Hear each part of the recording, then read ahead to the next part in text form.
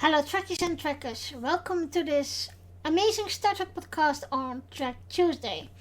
I'm your host Arinda and I recap every 2 weeks an episode of Star Trek TNG. Today we will recap the episode The Vengeance Factor. But first, a note of the host of this podcast. Because of the passing of Amanda, I am looking for a Trek friend who wants and have the time to recap every 2 weeks an episode of Star Trek. That also means I have decided to rename the podcast because Girls Talking Trek was from me and her. The podcast will now only be available on the YouTube channel or the Facebook group. If you are interested, please contact me. I would appreciate it if you like this video, subscribe to the channel and share it with your friends and family. And now for the plot of the episode. The Enterprise travels to the planet Akamar 3 after detecting traces of Akamarian blood at a looted Federation outpost. Sovereign Malrak, the Akamarian leader, suggests that the looting was done by Gatherers, descendants of Akamarian society a century ago that have turned to piracy to sustain themselves. Malrak initially suggests hunting them down with the help of Starfleet, but Captain Picard convinced Malrak to join him to seek a peaceful resolution, including ending the Gatherers' self-imposed exile. Malrak and her assistant Yuta arrive on the ship to help. Commander Riker finds Yuta attractive and tries to get to know her better, but Yuta finds herself unable to open up to him. The Enterprise crew makes contact with one band of gatherers, led by Brill, and offer negotiations. Brill negotiates with Malrak and Picard, and after hearing the offer, agrees to pass it on to the gatherer leader, Choragan. Meanwhile, Yuta meets alone with one of the older gatherers and touches his face, causing the gatherer to suffer a heart attack. As the man dies, Yuta asserts that she, as the last of her clan, Tralesta, will outlive the Lornak clan. The gatherer's body is later found but initially assumed that death was by natural causes.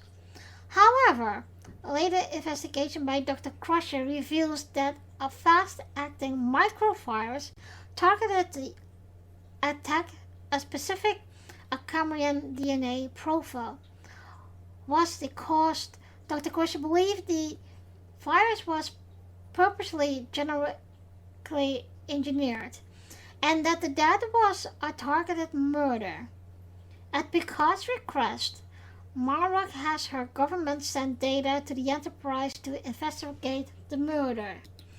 The Enterprise meets with Choragan's starship, and Picard, Malrak, and Yuta transport aboard to begin negotiations.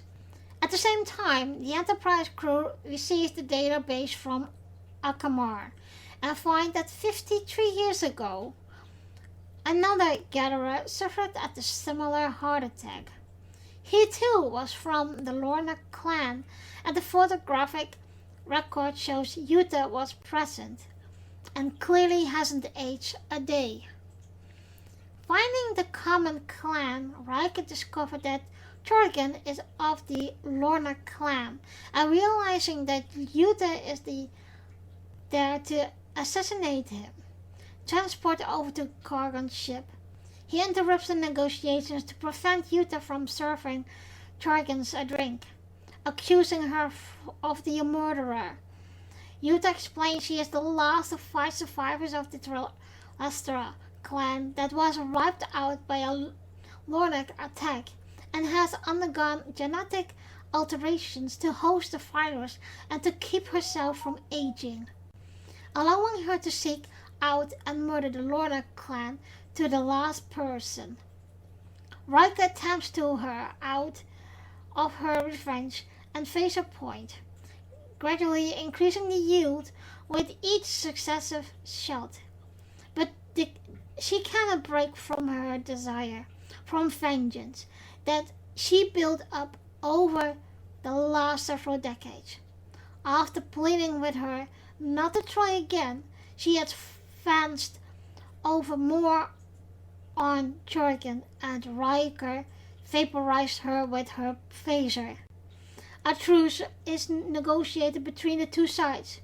At the conclusion, the Enterprise is assigned to routine survey mission through the now peaceful sector. So guys, I'm sorry for this short recap, because like I said in the intro, I just got the news that Amanda has passed away. For me it was a bit unexpected. I have tried to contact her for the last 2 weeks and I didn't get an answer. Normally she answers right away. So this recap will be a short one. Because I saw the episode, but the news of Amanda's passing hit me pretty hard, because she was a good friend, and we have done this podcast for over 2 years. So well, so I don't know what you think of this episode. I think this is one of the memorable episodes of TNG. I believe the rating on IMDb was about 6.5. I do think it deserved more. Of course, Riker again is the player here, but he does make the right choice to prevent the murder, and he doesn't. Of course, he likes Yuta for what she is and how beautiful she is.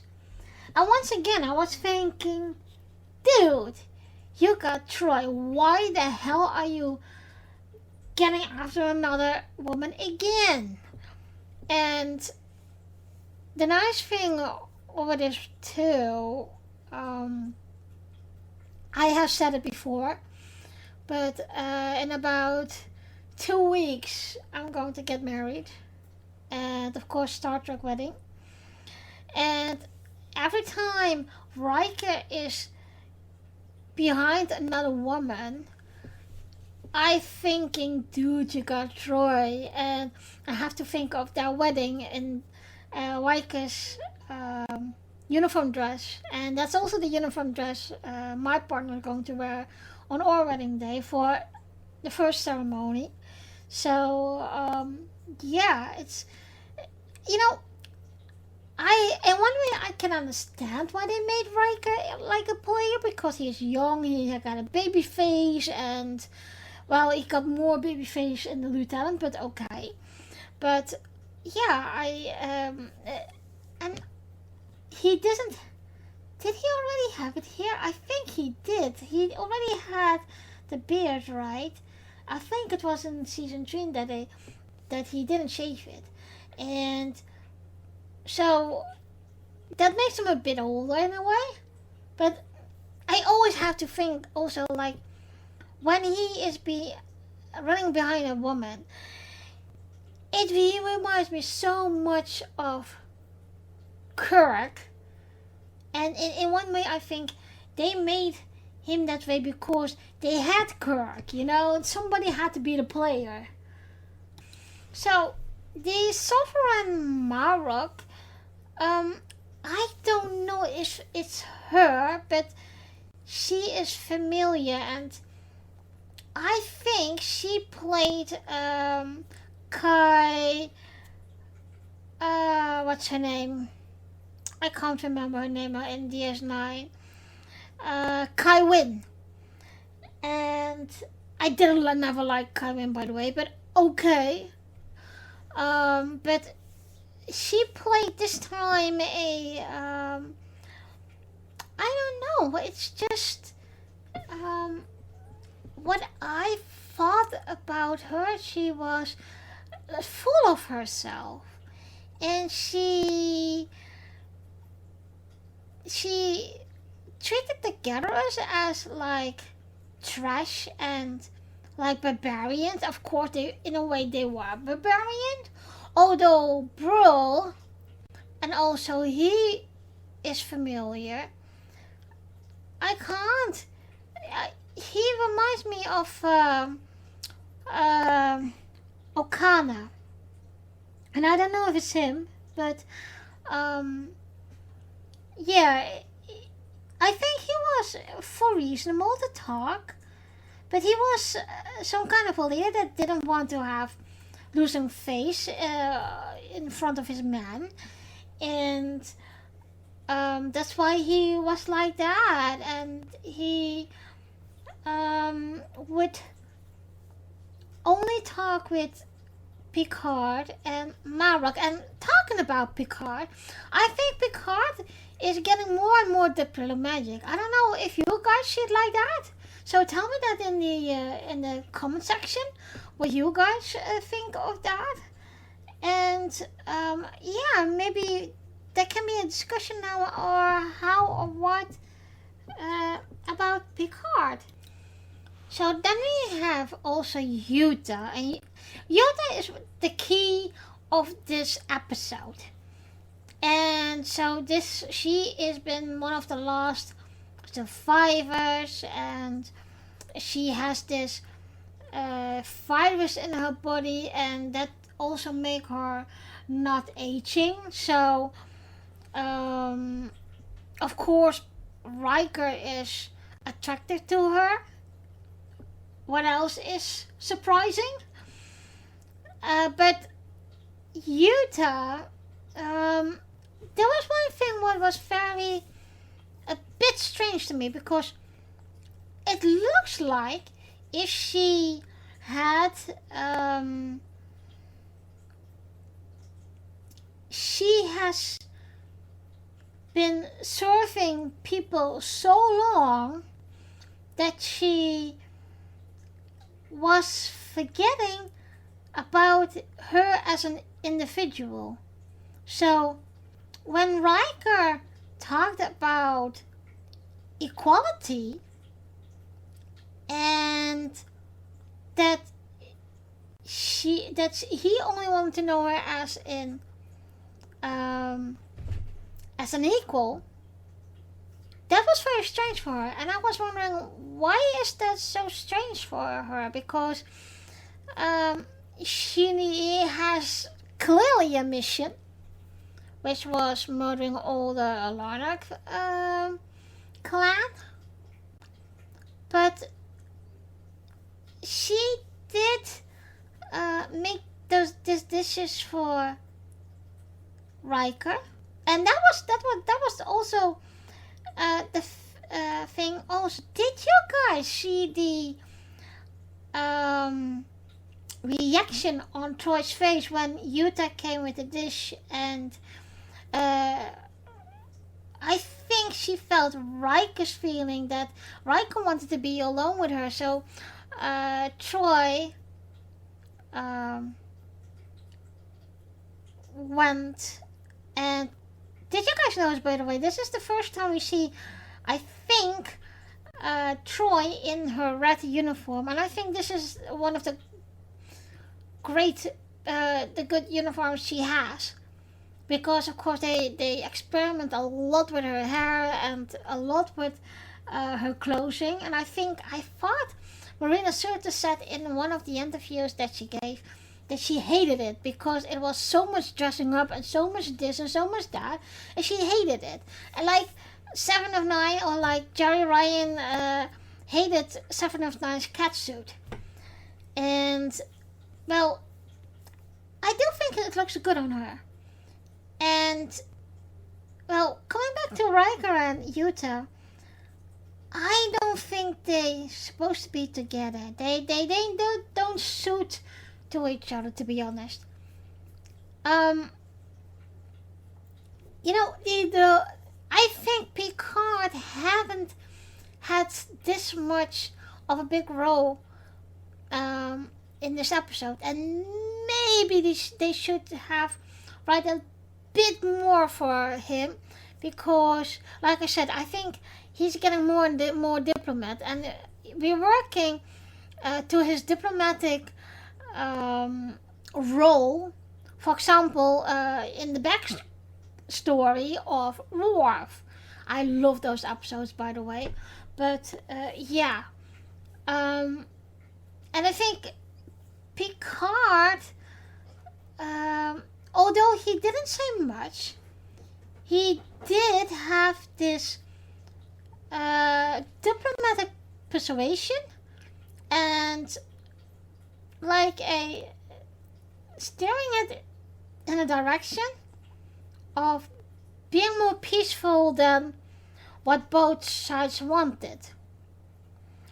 And I think because Starfleet is so resourceful to find out what really happened, and especially, guys, we really need to thank Dr. Crusher for it, because she is actually so resourceful that she will not stop to find a cure or to find the solution or to find why somebody died. And I think thanks to her, this whole thing is come to light. And that's why Riker could save Brol. Talking about Brol is this typical barbarian. And although he is thankful that Starfleet of the Enterprise, in this case Riker, saved his life, you could see also he was in a two fight. He wanted to be civil, but he was also the barbarian, and he didn't want in that much listening to Marok. But because of Picard, I think because Picard played his diplomatic card, he started listening, and there will be a solution and peaceful treaty between the two sides. There's only one thing that is still weird, because when Riker beamed down and he starts shooting on Utah, why couldn't they restrain her instead of Riker shooting her and vaporize her? So that is one thing I think maybe they needed to quickly finish this, and instead of restraining her and court-martial her, they let him kill Utah.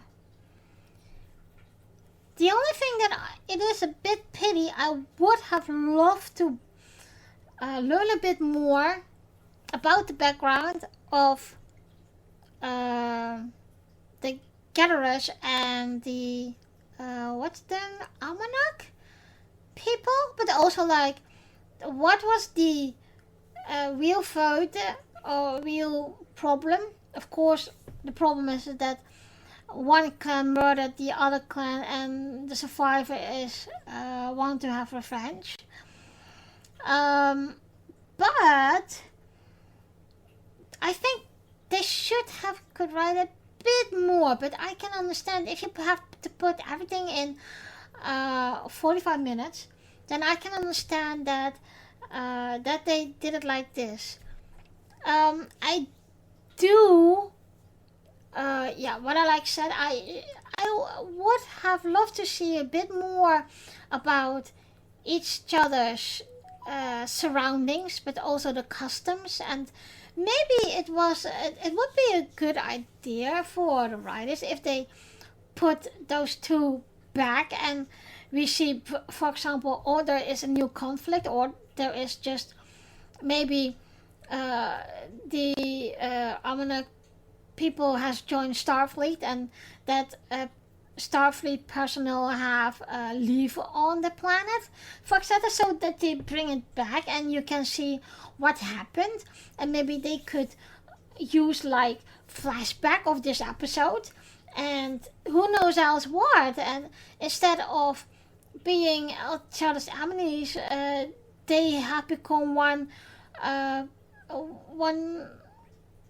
people again, and who knows what happened next, That is the only thing that I would love to see, and I think that it would be a nice way, like I said. I do think that they just started in the next generation with like two-parters episodes, and I know that they did enforce a lot more of it, but like I said, maybe they could have done a bit more in putting those two people back in another episode, and maybe you could see a bit more happier sphere and happier context between the two of them. So I will leave it today by this short recap, guys, because I'm feeling a bit too emotional to really exactly doing a long one than you normally get used to of the podcast.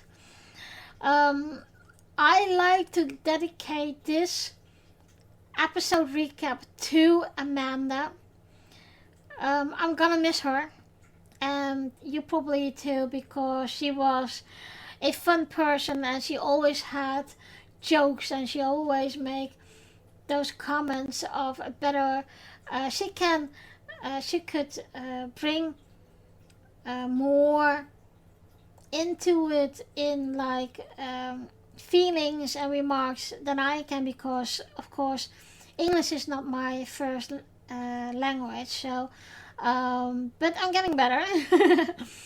But I think I'm going to miss her a lot in the way of how she commented. We laughed a lot. We also always love to talk about characters and how they were or they acted, etc. And I think I'm gonna miss that from her. And well, I hope there will be soon a track friend and fan who will join me and in one way replace her. So this podcast can be still existing, but maybe under another name and a bit differently than you used to with when Amanda was still doing it with me. So if you are interested and if you have the time, please contact me so we can see what we can do about it. And well, I will see you next time. Thank you guys for listening, and join me in 2 weeks for a new episode recap. In the next episode, we will recap the episode The Deflector. I also like you take a look and listen to my 2 other podcasts, namely Maya Eileen Talks podcast, wherein I talk a lot of Star Trek, and the Dutch Ready Room podcast, which is a video podcast in my native language, Dutch. And you can find both of the podcasts on YouTube and the Facebook group. I will see you in 2 weeks. Live long and prosper.